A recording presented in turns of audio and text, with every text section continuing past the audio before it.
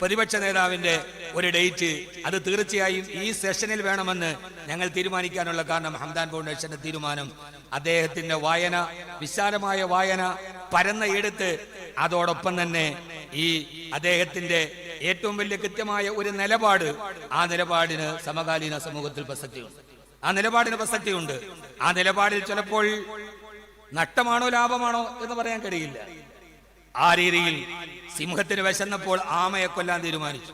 ആമയെ കൊല്ലുന്ന സമയത്ത് ആമ പറഞ്ഞു, എന്നെ കൊല്ലുന്നതിന് മുമ്പ്, മരിക്കുന്നതിന് മുമ്പ് എനിക്കൊരാഗ്രഹമുണ്ട്. എന്താണ്?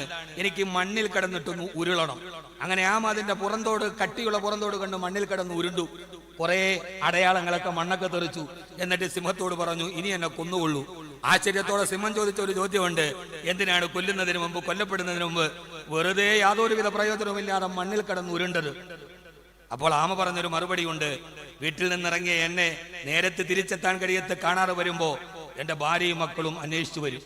അപ്പോൾ എന്റെ ചിതറിത്തിടക്കുന്ന എന്റെ ഈ ശരീരത്തിന്റെ ഭാഗങ്ങളൊക്കെ കാണും. ആ സമയത്ത് ഈ കിടന്നുരുണ്ട മണലിലെ പാടുകൾ കാണുമ്പോ അവർ ഒരിക്കലെങ്കിലും ആശ്വസിക്കും, ഞങ്ങളുടെ അച്ഛൻ വെറുതെ കീഴടങ്ങിയതല്ല, അവസാനം വരെ പോരാടിയിട്ടാണ് കീഴടങ്ങിയതെന്ന് അവരുടെ അച്ഛനെ കുറിച്ച് അവർക്ക് ആത്മവിശ്വാസം ഉണ്ടാകും.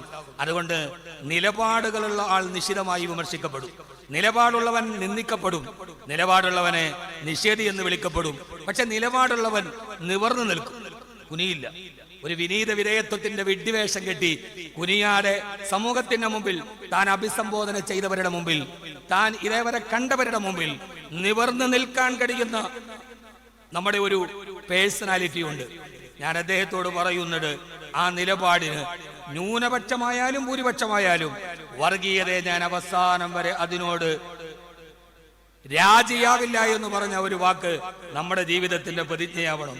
ന്യൂനപക്ഷമായാലും ഭൂരിപക്ഷമായാലും വർഗീയതക്കെതിരെ നിലപാടെടുക്കുന്ന നിലപാടിൽ, ആ നിലപാടിന്റെ ഒരു വലിയ അക്ഷരത്തെ, വിടി എന്ന ഒരു അക്ഷരത്തെ, ആ അറിവിന്റെ മഹാസാഗരത്തെ ഇവിടെ കൊണ്ടുവരണമെന്നുള്ള ഞങ്ങളുടെ വലിയൊരാഗ്രഹം സമയബന്ധിതമായി, കൃത്യമായി, കടികാര നിർബന്ധ ബുദ്ധിയോടെ എത്തിച്ചേർന്ന പ്രിയപ്പെട്ട പ്രതിപക്ഷ നേതാവിന് ഞാൻ എൻ്റെ എല്ലാവിധ ആശംസകളും